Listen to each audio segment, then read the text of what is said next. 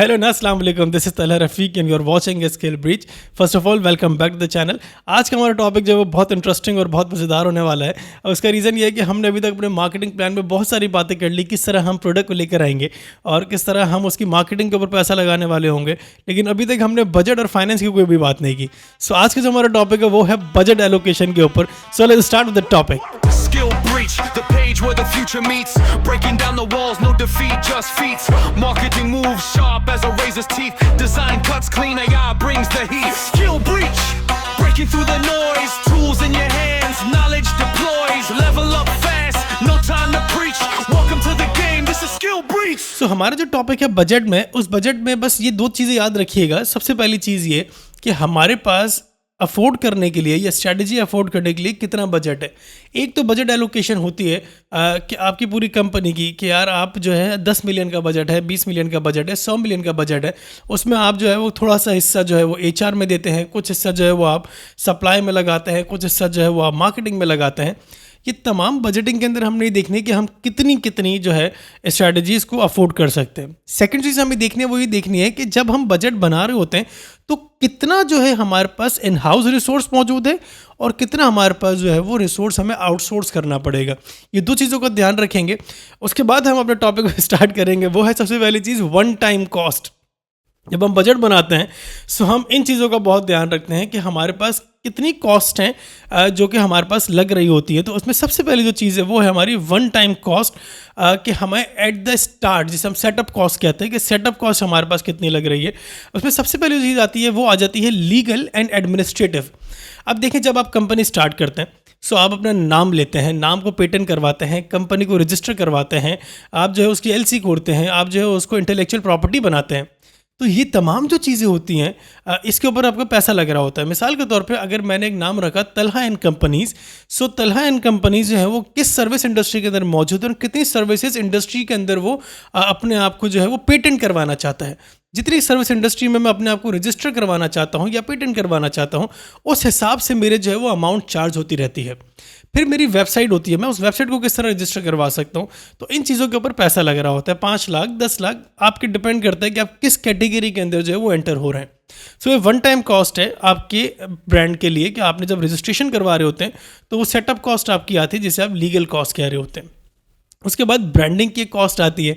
मिसाल के तौर पे अगर मैं अपना प्रोडक्ट हो या अपने ब्रांड को बना रहा हूँ तो उसमें मुझे लोगों की मेकिंग में लगेंगे पैसे, मुझे उसके डिज़ाइनिंग में लगेंगे, मुझे उसके स्टेशनरी में पैसा लगेगा, मुझे उसके ब्रोशर बनवाने होंगे, मुझे उसके फ्लायर्स बनवाने होंगे, मुझे उसकी ब्रांडिंग किट पूरी बनानी होगी। तो उस ब्रांडिंग किट में मेरे कितने पैसे लग रहे हैं। इसीलिए मैंने आपसे कहा था कि कितनी चीज़ें हैं जो कि आप इन हाउस कर सकते हैं और कौन सी चीज़ें जिनको आपको आउटसोर्स करना पड़ेगा। सो अगर मेरे हाथ में है तो मेरे पास तो ब्रांडिंग की इन हाउस ही टीम है कि मैं उन्हीं से ब्रांडिंग करवा सकता हूँ। सो मैं यहाँ पे पैसा सेव कर सकता हूँ। इसी तरह आपने देखना है कि आप क्या यहाँ पे किन किन जगहों पे अपना पैसा सेव कर सकते हैं। फिर आता है आपके पास इक्विपमेंट और फर्नीचर। जाहिर है जब आप ऑफिस लेंगे, आउटलेट लेंगे, अगर डिजिटल भी है तो भी आपको जो है वो इक्विपमेंट तो लेना पड़ेगा। अगर आप डिजिटल है और आपको कोई फिजिकल स्टोर नहीं है सो आपको ठीक है बहुत ज़्यादा फर्नीचर की ऑफिस बनाने की ज़रूरत तो नहीं पड़ेगी, लेकिन आप अपना स्टूडियो तो बनाएंगे, आप अपना कहीं ना कहीं उस सेटअप को तो बनाएंगे जहाँ से आप उसको ऑपरेट कर रहे होंगे। सो उसके अंदर आपके इक्विपमेंट की कॉस्ट लग रही होगी। मिसाल के तौर पर अगर आप डिजिटल मार्केटिंग करेंगे और आप फिजिकल कोई मार्केटिंग नहीं करने वाले तो आपको उस प्रोडक्ट को शूट करना होगा, आपको उसको लाइट्स चाहिए होंगी, उसके लिए आपको कैमरा चाहिए होगा, आपको लेंस चाहिए होगा, आपको लेंस की किट चाहिए होगी, आपको मल्टीपल चीज़ें चाहिए होंगी, आपको स्टैंड चाहिए होंगे। सो वो इक्विपमेंट के अंदर आपका कितना पैसा लग रहा है, अगेन ये भी एक वन टाइम कॉस्ट है। या अगर आप कोई ऑफिस फिजिकल कोई ऑफिस खोल रहे हैं, आप लैपटॉप्स बेचना चाहते हैं, आप कैमरास बेचना चाहते हैं, आप शूज़ बेचना चाहते हैं, आप अगर कोई शैम्पूज़ बेचना चाहते हैं, आप कोई स्टोर खोल रहे हैं, कोई अगर आप जो है वो शर्ट्स बेच रहे हैं, सो आप कोई भी प्रोडक्ट के अंदर अगर आ रहे हैं, अगर कोई सर्विस में भी अगर आप इंडस्ट्री में आ रहे हैं और अगर आप फिजिकल स्टोर खोल रहे हैं तो आपको उसका फर्नीचर भी चाहिए होगा। इसी तरह अगर आप कोई फिजिकल स्टोर खोल रहे हैं तो आपको रेनोवेशन, ओपनिंग इन्वेंट्री जिसे हम कहते हैं कि यार ओपनिंग इन्वेंट्री हमें चाहिए। अगर मैंने एक कोई बहुत बड़ा आउटलेट खोला है, गाड़ियों का अगर मैंने शोरूम खोला तो मुझे गाड़ियाँ तो चाहिए ना, ओपनिंग इन्वेंट्री होनी चाहिए उसमें। इसी तरह अगर कपड़े बेच रहा हूँ तो मुझे वहाँ कपड़े चाहिए, जूते बेच रहा हूँ तो मुझे वहाँ जूते चाहिए, मोबाइल बेच रहा हूँ तो मुझे वहाँ मोबाइल चाहिए।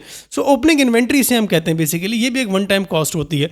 सो ये वन टाइम कॉस्ट आपने अपने पास जब बजट बना रहे हो आप तो आप उस पेपर के ऊपर वन टाइम कॉस्ट लिखें और इन 3 या 4 हेडिंग्स को लिखें और उन 4 हेडिंग्स के आगे अपनी अमाउंट लिखते जाएं, तो आपका बजट ऑटोमेटिकली बनना शुरू हो जाएगा। सो बजट बनाने का बहुत आसान तरीका मैं आपको बता रहा हूँ। इसके बाद आपकी आती है फिक्स्ड अमाउंट, फिक्स एक्सपेंस, या इसे हम ओवरहेड्स भी कहते हैं। ओवरहेड्स बेसिकली कहा जाता है जो कि हर मंथ आपके ऊपर आ रही होती है, हर महीने आपके जो सर पर आ रही होती है, जो आपने अमाउंट को पे करना होता है। जिसमें सबसे पहली जो चीज़ होती है वो होती है आपका रेंट। अगर आप ज़ाहिर अपना ऑफिस ले रहे हैं, अगर आपने स्टोर ले रहे हैं, अगर आपने खुद परचेज़ नहीं किया हुआ, सो अगर आप रेंट के ऊपर हैं तो आपको हर महीने एवरी मंथ आपकी चाहे सेल्स हो या नहीं हो, आपने एवरी मंथ रेंट पे ऑफ करना होता है।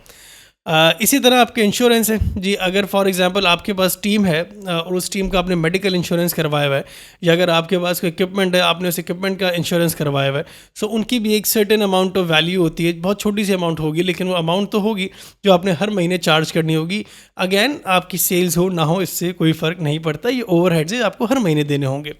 फिर आपके सॉफ्टवेयर के या सब्सक्रिप्शन वगैरह अगर आपने लिया, फॉर एग्जाम्पल अगर सॉफ्टवेयर हाउस है, सो आपने एडोबी की जो है वो सब्सक्रिप्शन ली हुई होगी, आपने फायरफ्लाई लिए होंगे, आपने जूम लिया होगा, आपने एआई के टूल्स लिए हुए होंगे।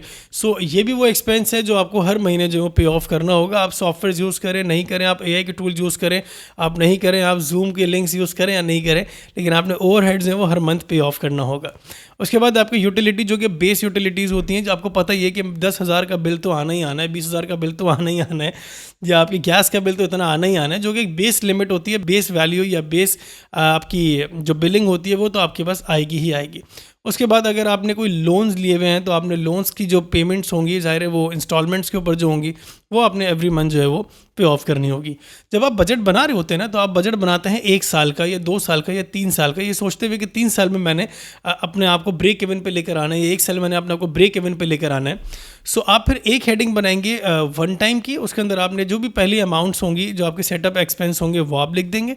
फिर आप अपनी अमाउंट, फॉर एग्जांपल अगर आपने कोई ऑफिस लिया है, वो ऑफिस की आपका रेंट जो है वो 1 लाख रुपए का है, तो आप उस 1 लाख को 12 से मल्टीप्लाई कर लेंगे तो वो 12 लाख रुपए हो जाएगा।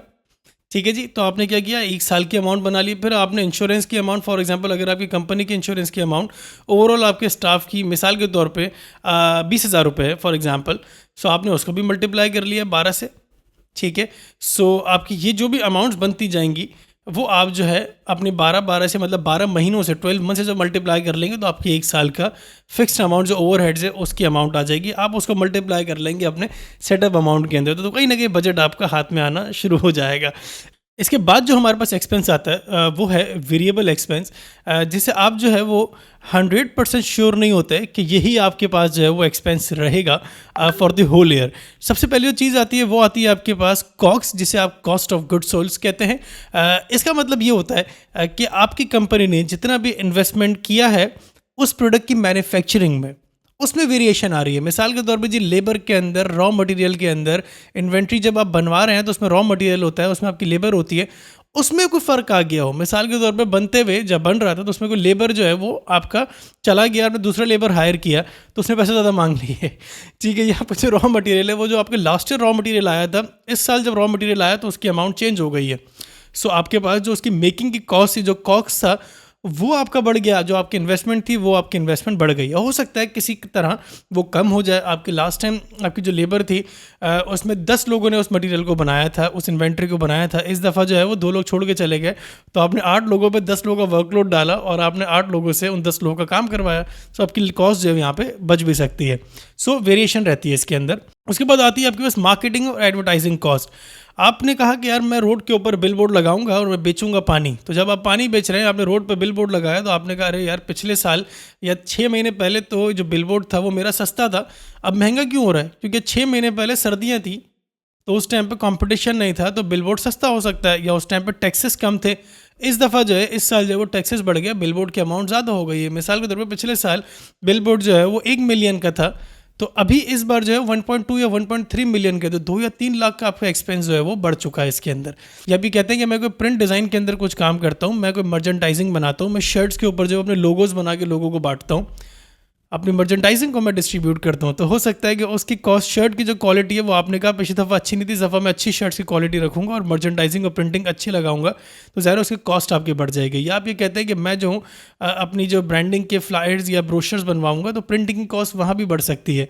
या आप ये कहते हैं कि मैं डिजिटल मार्केटिंग करूँगा, मैं एड्स लगाऊंगा, तो लेकिन अब बात यह है कि जब आप एड्स लगा रहे हैं, सो इस टाइम पे विंटर का टाइम पे आप अगर विंटर की जैकेट्स बेच रहे हैं, तो और बहुत सारे लोग हैं, इतने सारे ब्रांड्स हैं जो विंटर कलेक्शन को ऑनलाइन मार्केट कर रहे हैं, तो वहाँ पर आपको जो ऑटोमेटिकली जो कॉस्ट पर रिजल्ट है वो ज़्यादा आएगा आपका। क्यों? क्योंकि बहुत सारे लोग, कंपटीशन बहुत है, सो वहाँ पर जो आपका जो ऐड का जो रिजल्ट है वो थोड़ा सा एक्सपेंसिव पड़ सकता है। सो ये मार्केटिंग और एडवर्टाइजिंग जो है ये भी आपकी वेरिएबल होती है। इसके बाद आता है sales commission. So sales commission हमेशा जो है वो वेरिएशन में रहता है, उसके अंदर कोई सस्टेनेबिलिटी नहीं होती। उसका रीज़न ये है कि जब आप अपनी टीम को टारगेट देते हैं, आपने कहा कि मुझे 100 सेल्स चाहिए, 100 सेल्स के बाद 10% का बोनस, या 100 सेल्स अगर आपने कर लिया, मेरे 100 आपने यूनिट अगर सेल कर दिए, तो उसके बाद जो है वो हर बंदे की सैलरी में 50% का इंक्रीमेंट। सो ये वेरिएशन आ रही है आपको, अगर ठीक है अगर आपकी सेल्स बढ़ी है तो आपका एक्सपेंस भी जो है वो इंक्रीज़ हो रहा है। या आप ये कहते हैं कि यार ये जो मेरा सेल्स पर्सन है, जब मैंने इसको हायर किया था तो मैंने 2% के ऊपर बात की थी, दूसरा सेल्स पर्सन से 5% पे बात की, तीसरे से आपने 7% पे बात की है। सो हर सेल्स पर्सन का जो इंसेंटिव परसेंट है वो चेंज है, इंसेंटिव जो कमीशन का जो पैसा है वो चेंज है। सो वेरिएशन हमेशा आती रहेगी। इसके बाद आपका आता है यूटिलिटी। एक तो यूटिलिटी का बेस बिल होता है जो आपने देना ही देना होता है, अगर आप घर बंद भी कर दें तो बिल तो आएगा ही आएगा आपके पास। एक यूजेज का बिल होता है कि जी आप कितना यूज़ कर रहे हैं। मिसाल के तौर पे आपने कहा बेस बिल जो 20,000 तो आना ही आना है, लेकिन अब जितना मैं यूज़ करूँगा, गर्मियाँ हैं तो एसी ज़्यादा चलेगा, जब एसी ज़्यादा चलेगा तो बिल ज़्यादा आएगा, सर्दियाँ हैं तो एसी कम चलेगा, बिल कम आएगा। सो यूजेज का जो भी यूटिलिटी है वो आपकी एक वेरिएबल कॉस्ट में आती है। फिर आता है आपको ट्रैवल एक्सपेंस।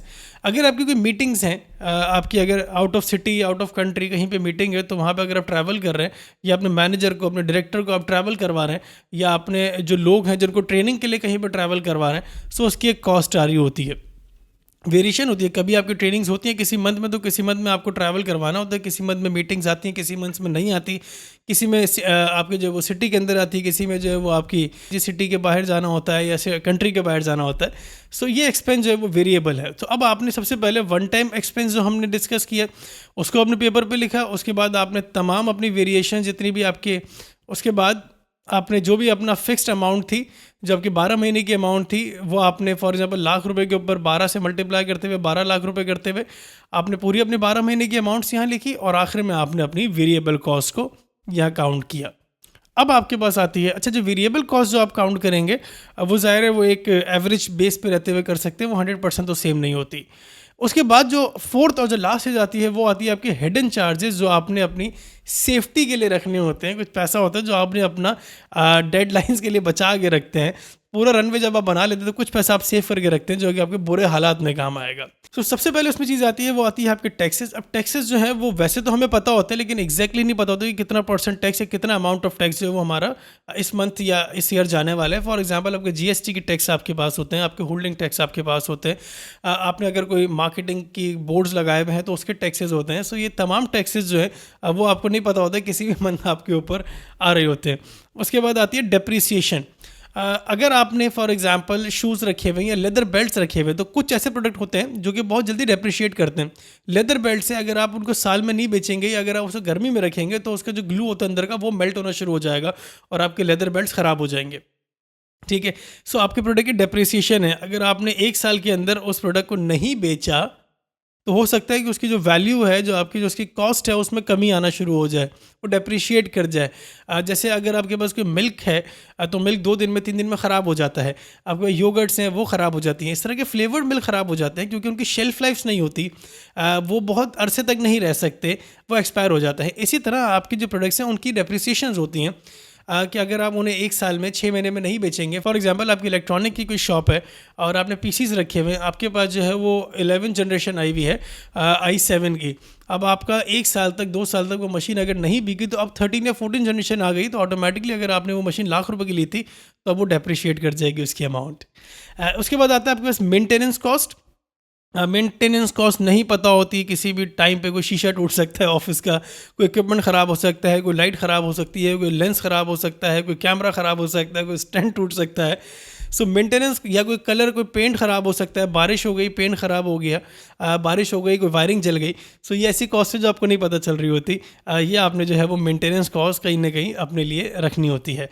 उसके बाद आता है कंटीजेंसी फंड, जिसे हम अगेन कहते हैं कि जी जब बहुत मुश्किल हालात हो जाए तो ये एक ऐसा पैसा होता है जो किसी भी टाइम पे आपको किसी ना किसी तरह से सेव कर रहा होता है। ये फंड्स होते हैं जो आप अपने पास रख रहे होते हैं। सो ये चार वो चीज़ें थी जो हमने डिस्कस की, जिसमें हमारी वन टाइम एक्सपेंस जो था, जिसमें हमारा सेटअप कॉस्ट थी, पर हमारे ओवरहेड्स है, उसके बाद हमारी वेरिएबल कॉस्ट और हिडन चार्जेस या हिडन कॉस्ट। तो ये तमाम जो चार चीज़ें थी, आप उसके ऊपर एक अपना बेशक बजट बनाएं, अपने प्रोडक्ट के अपने ब्रांड के हवाले से, सर्विस के हवाले से बजट बनाएं। बजट बना के अगर आप चाहें तो आप मुझे भेज सकते हैं skillbreach@gmail.com के ऊपर।